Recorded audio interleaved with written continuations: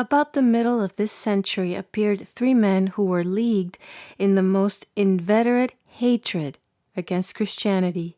These were Voltaire, d'Alembert, and Frederick II, King of Prussia. Voltaire hated religion because he was jealous of its author and of all those whom it had rendered illustrious.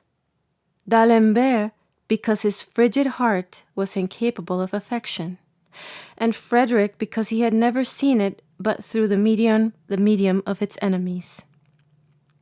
To these a fourth must be added, and this was Diderot, hating religion because he doted on nature and enthusiastically wedded to the chaos of his own ideas.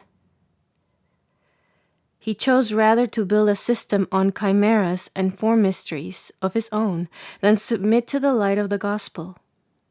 Numerous adepts were afterwards drawn into this conspiracy, and these were generally stupid admirers or secondary agents.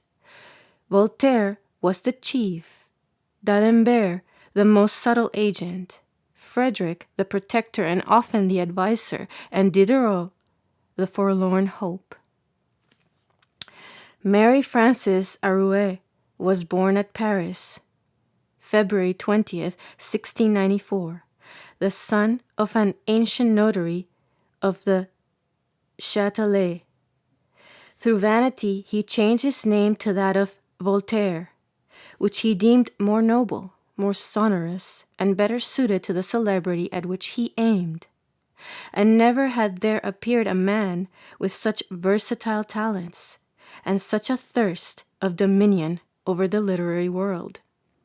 Gravity of manners, a contemplative mind, or a genius for discussion or deep research, unfortunately were not among the gifts which nature had lavished on him.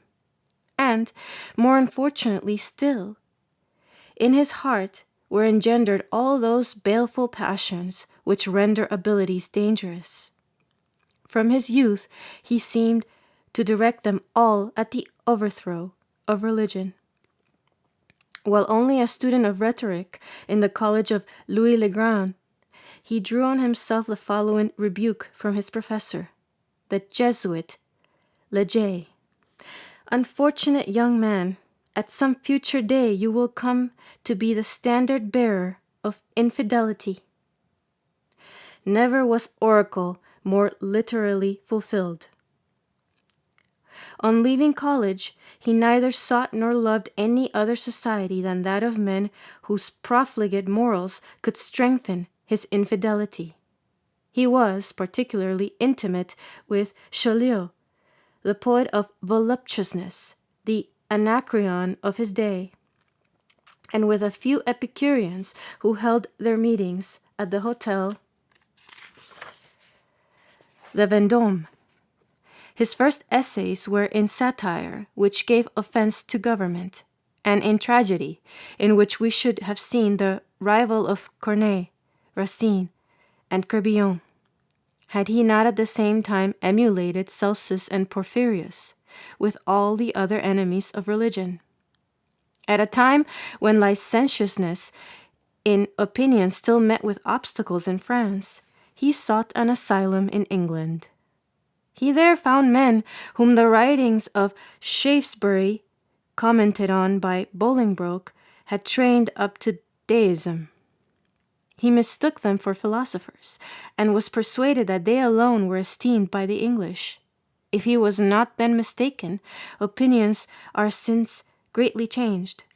All those sophisters whom Voltaire extols as the glory of Great Britain, if not forgotten, are more despised than read. Collins and Hobbes, when remembered, are classed with Tom Paine. An Englishman's good sense does not allow him to hate religion, nor make an ostentatious display of impiety.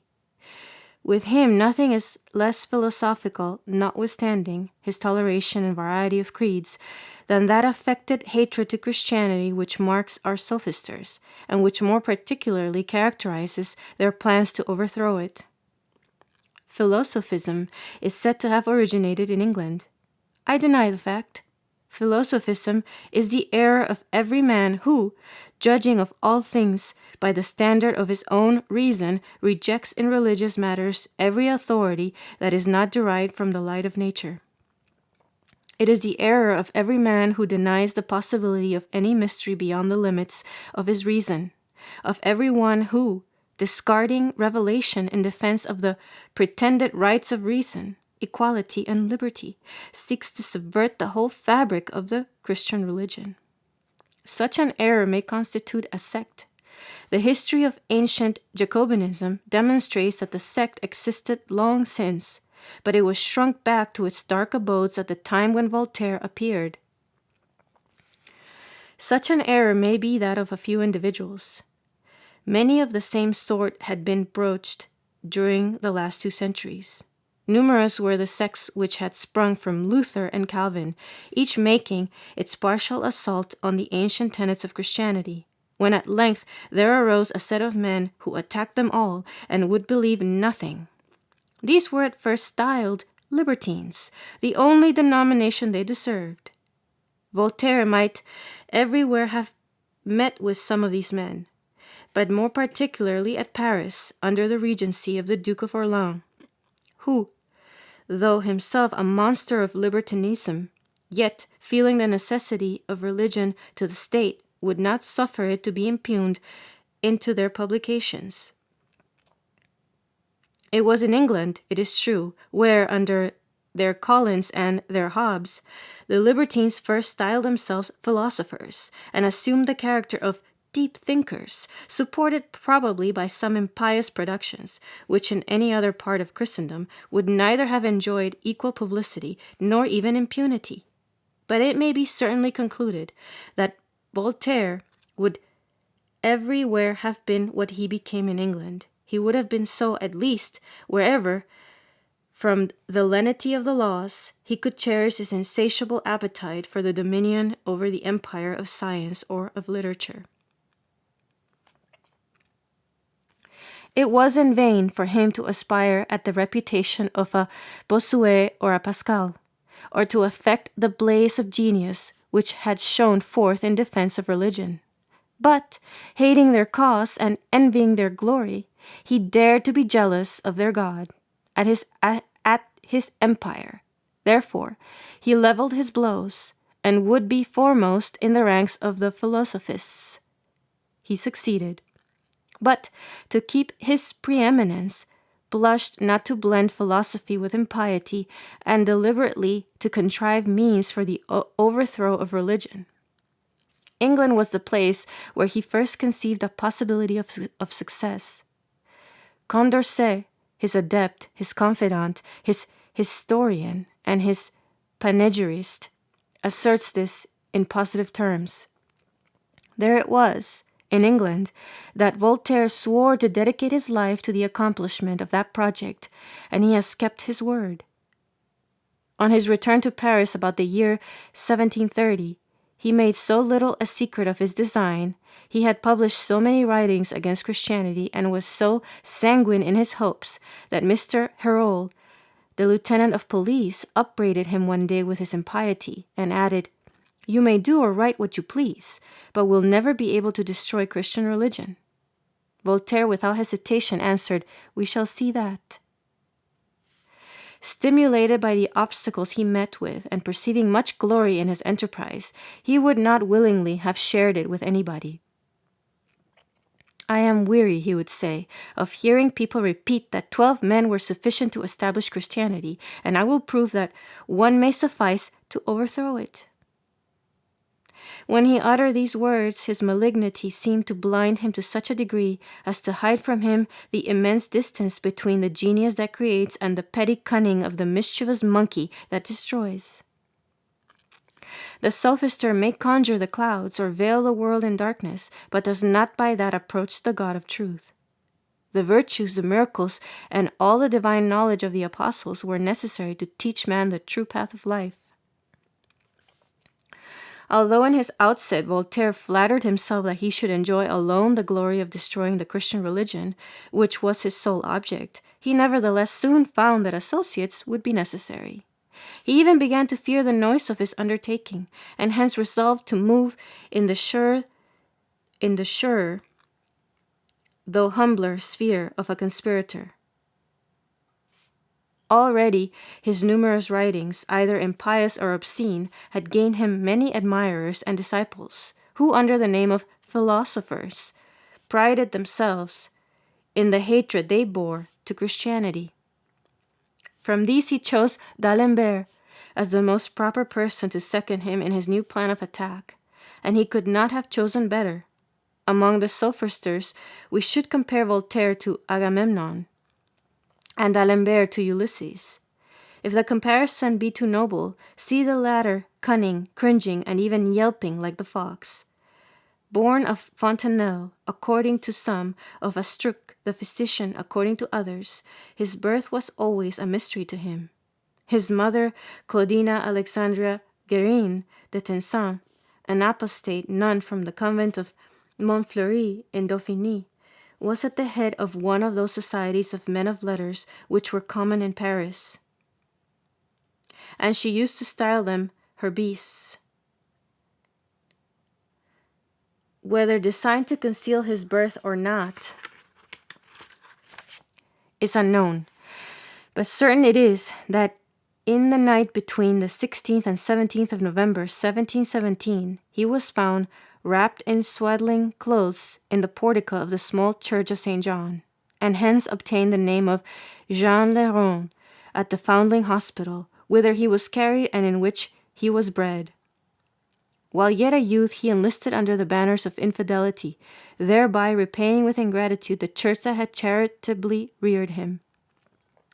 With the small sums given him for his education, he bought, like many other young men, all the profligate works written against the religion, from whose proofs they impatiently flee, as wicked boys calumniate the kind master who thwarts their evil dispositions.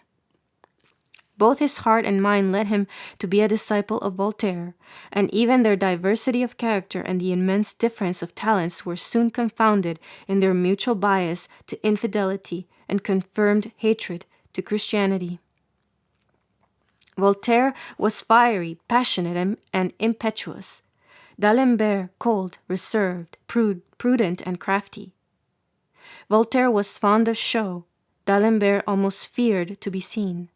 The one, like the chief who is obliged to mask his battery, reluctantly used dissimulation while he wished to wage open war with Christianity, and die on a heap of Christians, whom he terms bigots, immolated at his feet. The other, by instinct a dissembler, waged war like the partisan who, from behind a bush, smiles to see his enemy fall into the snares he has laid. Voltaire, transcendent in polite literature, was but superficial in mathematics. In the latter, D'Alembert was profound. Indeed, he owed all his reputation to them, for in everything else he was a dry, finical, and confused writer, sometimes as mean and vulgar as Voltaire is noble, easy and elegant. He would plot to turn a bad epigram, while the latter would have wittily filled whole volumes. Voltaire, impudently daring, whether for or against, would quote the scriptures, history, or the Holy Fathers, affirming, inventing, or traducing the passage as he wanted, for to wound was his only aim. D'Alembert carefully guards against a reply that may expose him, his steps mysterious and indirect, conceal his design, shrinking from reputation. If attacked, he flies, suppressing the fight lest he should proclaim his defeat. Voltaire, on the contrary, seeks his enemies and loudly calls to them. Though 100 times defeated, he returns to the charge. Though his error be refuted, he will incessantly repeat it. It is not in defeat but in flight alone that he sees disgrace, and thus, after a war of 60 years, we still see him ranging on the field of battle. D'Alembert seeks the smile of every little assembly, and the applause of 40 men in an academical circle constitutes his greatest triumph, while all the world, from London to St. Petersburg, from Sweden to America, to please Voltaire, must sound his fame. D'Alembert enlists from around him the secondary adepts. He trains and initiates them, directs their missions, and holds petty correspondences. Voltaire will conjure kings, emperors, ministers, and princes against his God. All must do homage to the Sultan of Infidelity. Among these latter personages, history must distinguish that Frederick, which as yet it has only known by titles glorious to monarchs, whether conquerors or rulers. In this Frederick II, the Solomon of the North, according to the sophisters, we see two distinct men. First, that king of Prussia, that hero less worthy of our admiration, displaying his vast military talents in the field of victory, than as the father of his people, giving life to agriculture and energy to commerce, protecting the arts and counterpoising in some sort by the justice and wisdom of his administration. Exploits perhaps more brilliant than just. In the second, so beneath a monarch, we see the sophister, the philosophic pedant, the conspirator of infidelity, less cruel and enthusiastic indeed than Julian the Apostate, but much more artful and perfidious. It is painful to disclose the dark mysteries of this impious prince, but history must be true, and her reign especially. To trace the conspiracy against their thrones, kings must know what share their colleagues have had in the conspiracy against the altar. Frederick, born with a mind worthy of a Celsus or his school, had not the help of a Justin or a Tertullian to guide his steps in religion, and unfortunately was surrounded by its calumniators. While only Prince Royal, he was in correspondence with Voltaire, chiefly on religion or metaphysics, and even at that early age it appeared he deemed himself a philosopher, for he says, "To speak with my usual freedom, I must confess to you that whatever regards the God-made man displeases me in the mouth of a philosopher, who should be above popular error. Leave to the great Corneille, when doting and falling back to childhood, the insipid talk of versifying the imitation of Christ. And whatever you may give us, let it be your own. We may speak of fables, but merely as fables, and a profound silence, in my opinion, should be kept concerning those fables of the Christians, which have been sanctified by time and the credulity of the absurd and stupid." Even in his first letters we find, with the ridiculous pride of a pedantic king, all the versatility and hypocrisy of a sophister.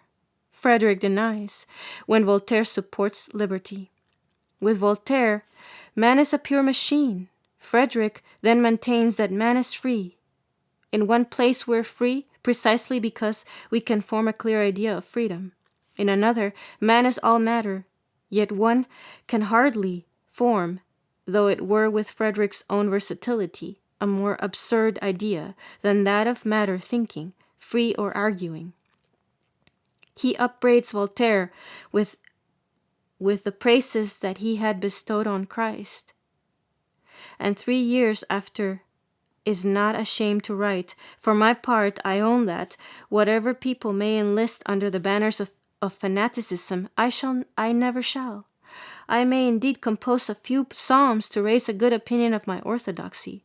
Socrates incensed the household gods, so did Cicero, and he was not credulous. We must give way to the fantasies of a frivolous people in order to avoid blame and persecution. For after all, what is most desirable in the world is to live in peace. Let us then live foolishly with fools, that we may live quietly." The same Frederick had written that the Christian religion yielded none but poisonous weeds, and Voltaire had congratulated him as having above all princess fortitude of soul, with sufficient perspicacity to see that for the 1700 years past the Christian sect had never done anything but harm, though we afterwards find him the opponent of that work of philosophic insight, or rather of infamous profligacy, the system of nature. "One might be tempted," he says, "to to suspect its author of want of sense and skill when, calumniating the Christian religion, he imputes to its failings that it has not? How can he with truth assert that religion can be the cause of the misfortunes of mankind? He would have been more correct had he simply said that men from ambition and self-interest, concealed under the veil of religion, had sought to disturb the world and gratify their passions. What is there reprehensible in the morals of the commandments?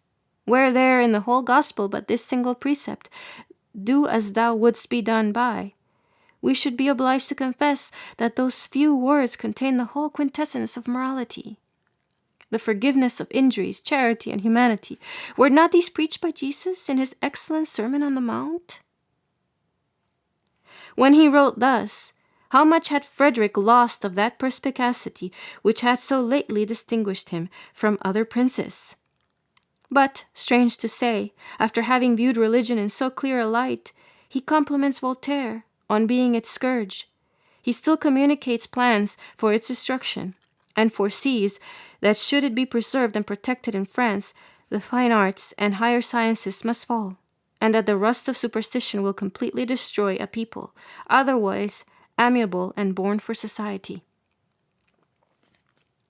Had this sophistical monarch really foreseen events, he would have seen that people, otherwise amiable and born for society, when it had lost its religion, terrifying all Europe with its horrid deeds.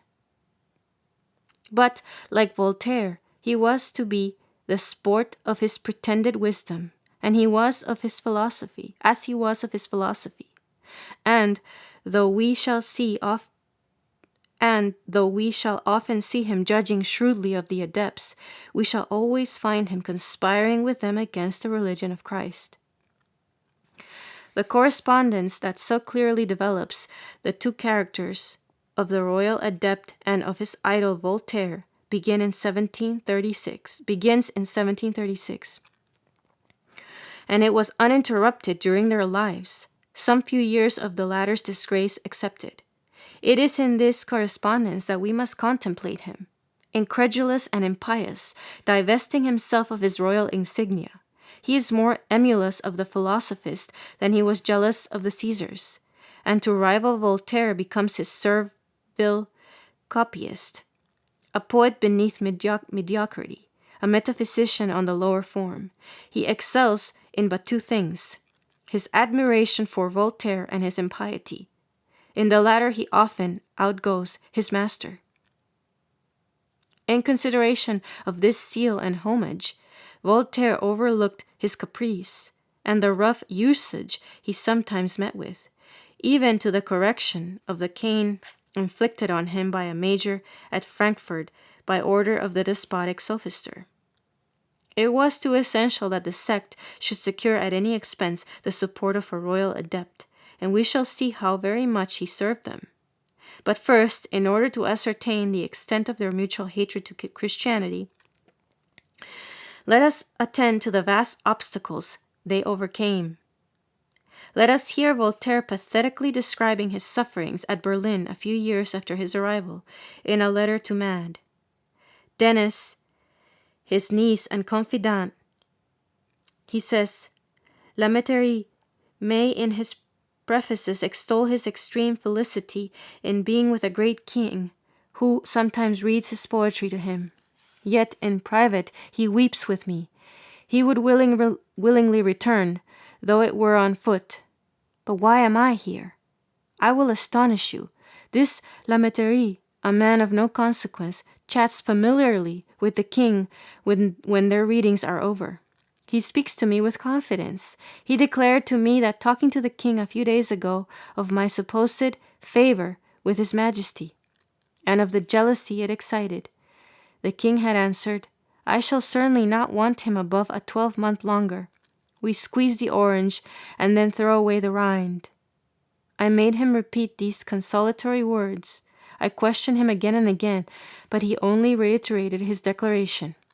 I have done my utmost not to believe La Métairie, and yet in reading over the king's verses I found an epistle to one of his painters called Père, which begins thus. Quel spectacle étonnant vient de frapper mes yeux. Cher père, ton pinceau t'égale au rang de Dieu. Tell me, what sight has struck my once ring eyes? Thy skill, dear père, with God's immortal vies. Tell me, what sight has struck thy wandering eyes? Thy skill, dear père, with God's immortal vies.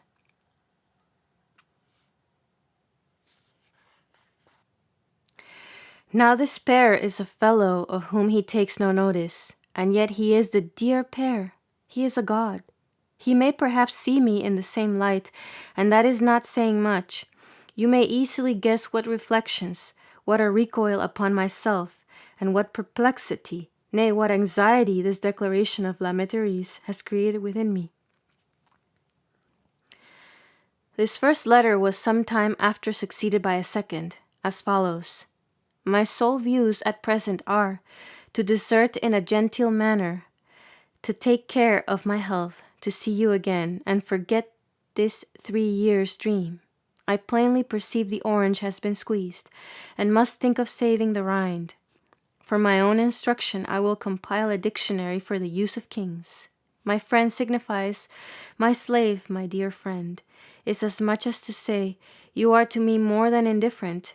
You are to understand by, I will make you happy, I will bear with you, as long as I shall have need for you. Sup with me tonight means I will make game of you tonight. This dictionary might be carried on to great length, and be not unworthy a place in the encyclopedia. Seriously, this distresses me. Can there be truth in what I have seen? What? Delight in making mischief among those that live with him. To say everything that is kind to a person, and write pamphlets against him. To lure a man from his country by the most endearing expressions and solemn promises, and treat him with the blackest malice.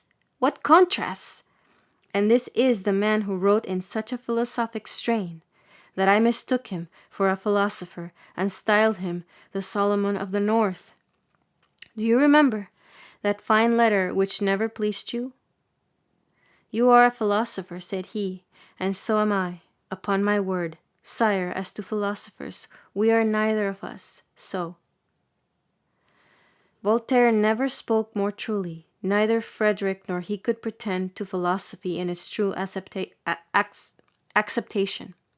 But they were eminently so in the sense of the conspirators with whom impiety and hatred to Christianity constituted its sole essence.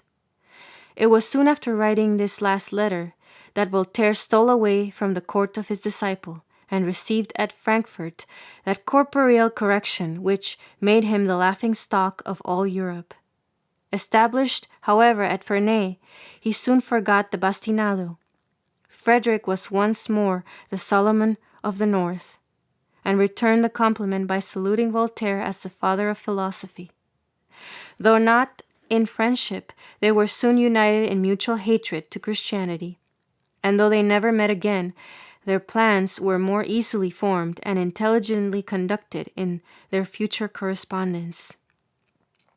As to Diderot, he flew spontaneously toward the conspirators, a heated brain, an enthusiastic rage for that philosophism of which Voltaire had set the fashion, a confusion of ideas, the more evident as both his speech and pen followed all the explosions of his brain, pointed him out to D'Alembert as a man essential to the conspiracy, and who would say or could be made to say such things as he dared not speak himself.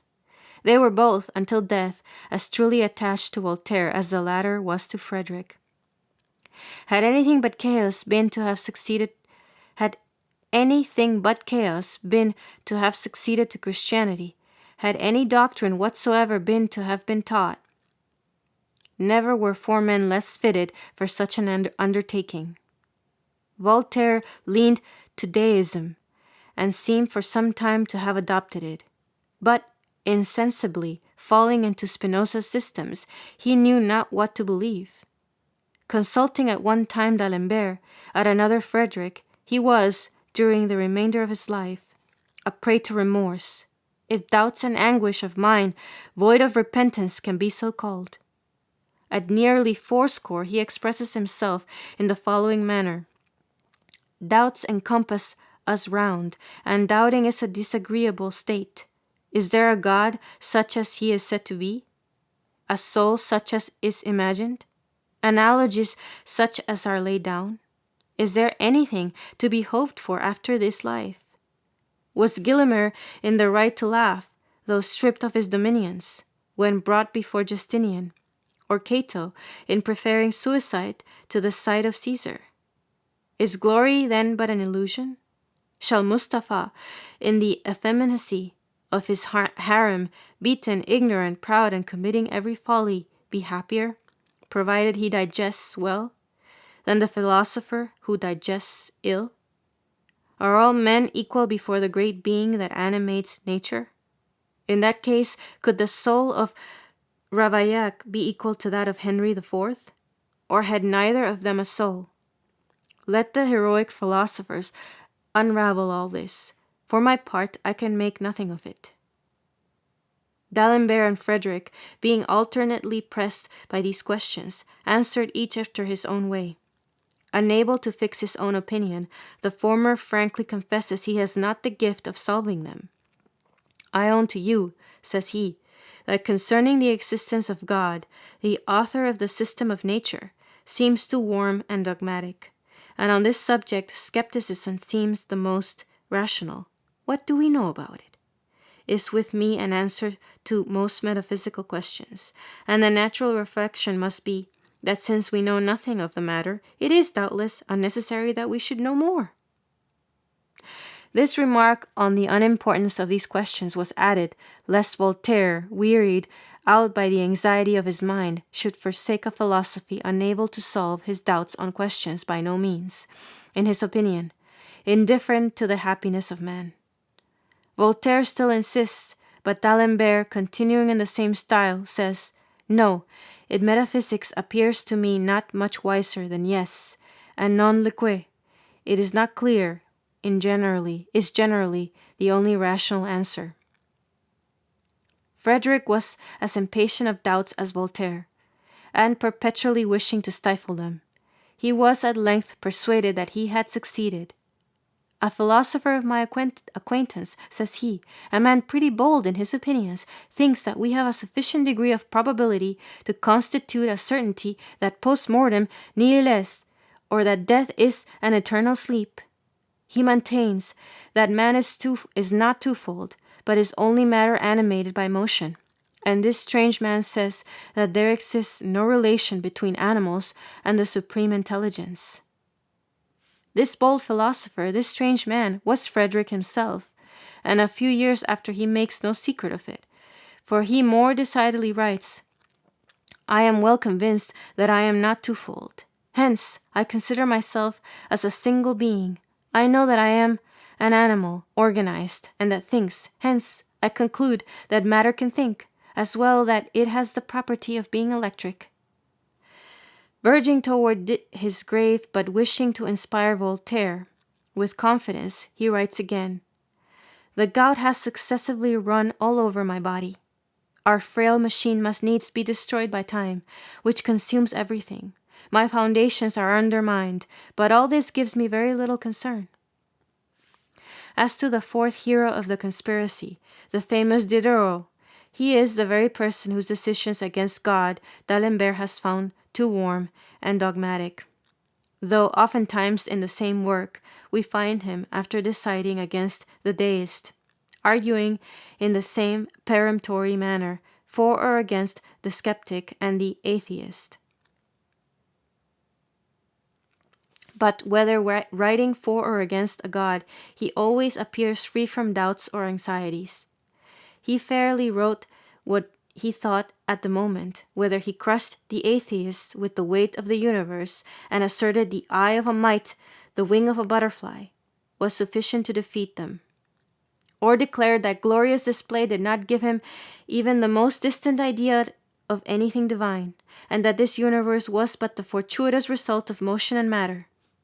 Whether, when the existence of God was to be left in doubt, skepticism at all times and in all places could alone preserve us from the two opposite excesses. Or he praised God for the skeptics, because he sees they all want light. Whether, in short, to form a skeptic, it was necessary to have a head as well organized as that of Montaigne, the philosopher. Never was a man more peremptory when affirming or denying any point, more perfectly void of constraint or care, or more impervious to remorse, for he was a perfect stranger to them, even when asserting positively that between him and his dog he knows of no other difference but their dress. With these extravagancies in their religious opinions, we find Voltaire impious and tormented by his doubts and ignorance, D'Alembert impious but calm in his, while Frederick impious and triumphant, or thinking he had triumphed over his ignorance, left God in heaven provided there were no souls on earth, and Diderot, by turns, atheist, materialist, deist, and skeptic, but ever impious, ever frantic, was the better fitted for the various parts he was doomed to act. Such were the men whose characters and whose errors were necessary to be known, in order to ascertain the conspiracy of which they were the chiefs, of the existence of which we shall give undeniable proof, define its precise object, and unfold its means and progress.